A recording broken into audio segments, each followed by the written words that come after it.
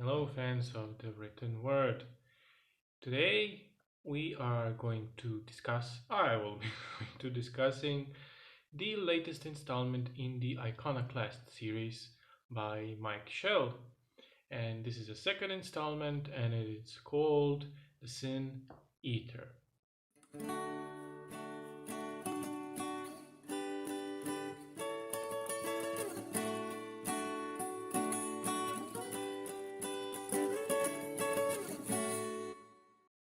I was a big fan of the first novel.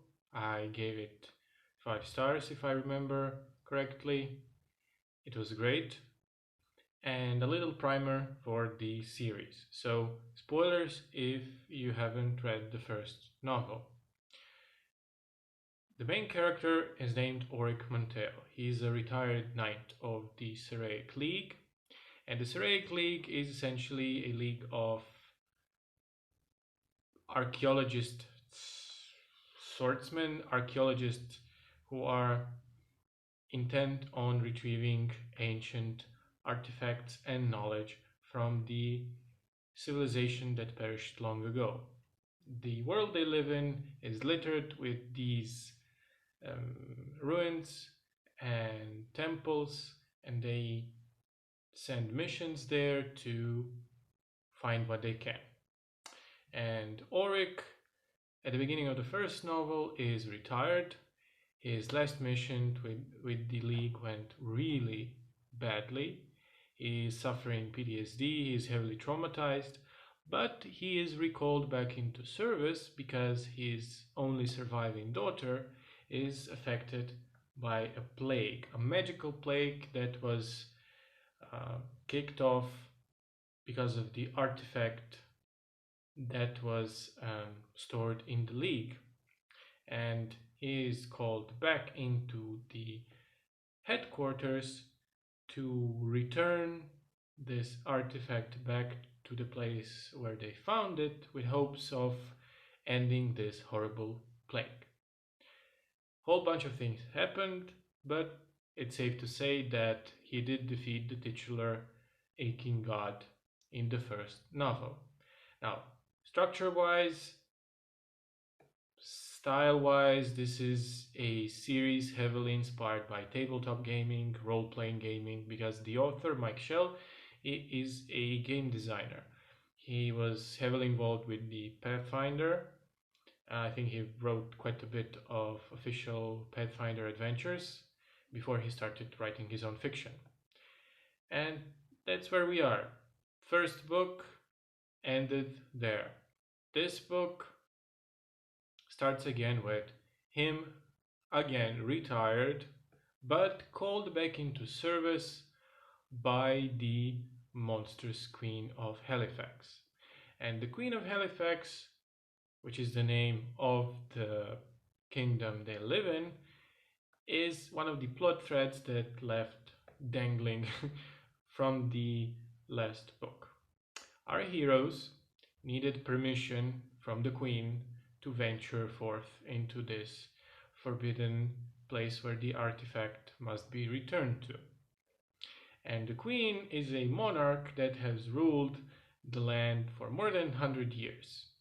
Some time ago, she fell ill, and the court was so terrified of losing her, of destabilizing the country, that they tried everything. Nothing worked except for one semi-obscure cult and their god. This cult has offered their services to the queen, but in exchange of rising them to the top level as the other gods that are worshipped in this world.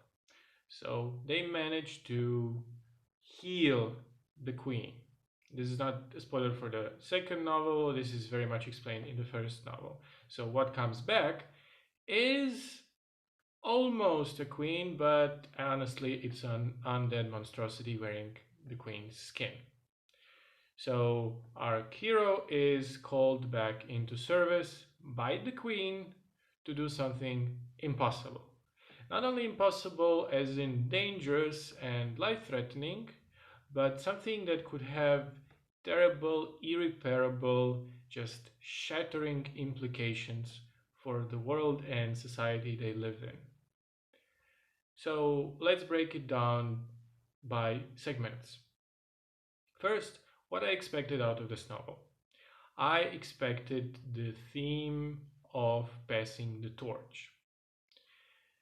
Because some of the character, I guess, moments were left unsaid from the first book. Mainly the father daughter relationship between Agnes, the daughter of our main character, Oric Monteo, was afflicted by the plague. But she now will become a point of view character. So I expected for this to be examined because in the first book we find out that Oric has deliberately slowed down his daughter's career progression within the league because she's also a member of the league, a quite gifted one at that. And he was doing this, of course, out of love, but he was still slowing her down. And I imagined that this would be addressed as well. Other thing that I expected was somewhat improvement of the world, Halifax mainly, because the plague did ravage the land quite badly, but some time has passed. So, apart from the narrative thread of the queen being mad and possibly cannibalistic, I expected that at least the society will get better in some respects. I expected structure-wise similar structure. The first book had a following, I guess, layout going for it. So we had the hero is summoned. He is then traveling to the capital where he is briefed by his other colleagues. Then he most likely goes on a boat and travels to the distant lands. And on the way there, he is going through various dangerous dungeon crawling adventures. And of course, his end goal, he's going back home. I also expected character-wise, of course, some new supporting cast because, spoiler alert, the first cast did not survive. Most of them did not, apart from Oric.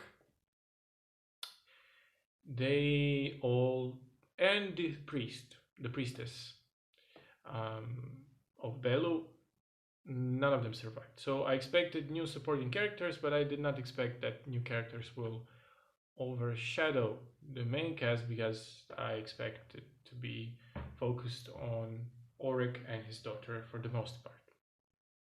In turn, what I got was, well, no, no spoilers for the ending, of course, but I finally understand why is this series titled Iconoclasts.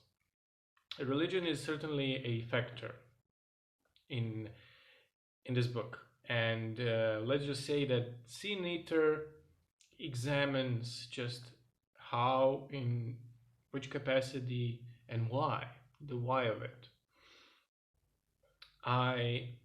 Well, to piggyback something that I forgot to say about what I expected, and what I expected I also got, no status quo maintained. I wouldn't say that this is thematically about passing the torch, which it is, but I think the main theme of this book is guilt. More than anything, this is about guilt. What does it mean to be weak or strong in the face of guilt? Can a guilt that you carry be more than a burden? Can it also be a motivator for things you do?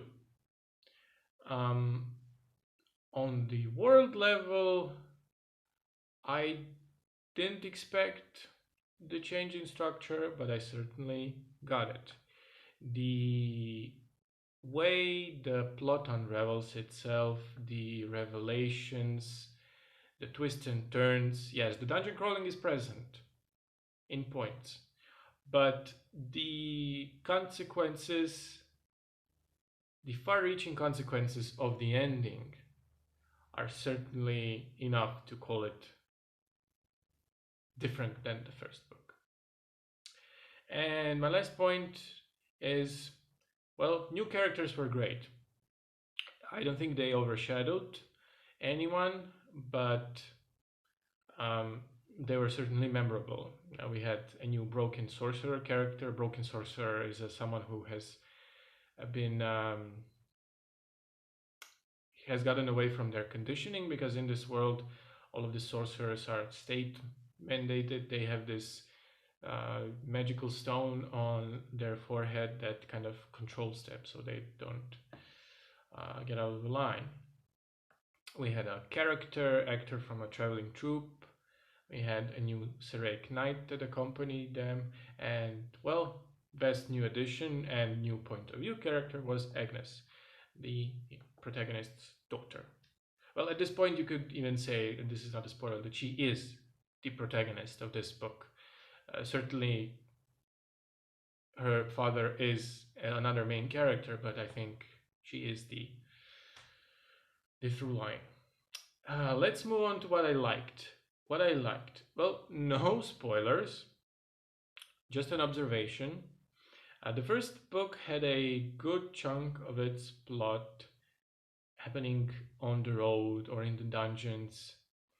But this one had the majority of its narrative set in the city, the capital, in the court. So intrigues, trickster god shenanigans, conspiracies, things like that. I think that really helped to break up the structure and just the flow. The characters. I really think that the characters are Shel's biggest strength. And I did some reading about his bio, and the thing I missed last time was Mike was not only a game designer, but he was also a psychoanalyst for a long time. Sorry, not psychoanalyst, psycho therapist, yes. And I think it really shows, because one of the biggest strengths of the first book was the examination of PTSD and emotional trauma. And this is certainly present here as well. We have people who are not static, they just don't pop into existence because our heroes encounter them. These are people who are shaped by the life they lead, and they are not there for the plot convenience for most part. I mean, there is some element of fate in this book, but not to the point where it throws off the characterization out the window. And more than anything, I think that Shell gives his characters a space to breathe. Uh, there is a lot of touching moments between characters where they confront each other, just talk. These small, intimate moments that really bring out their essence.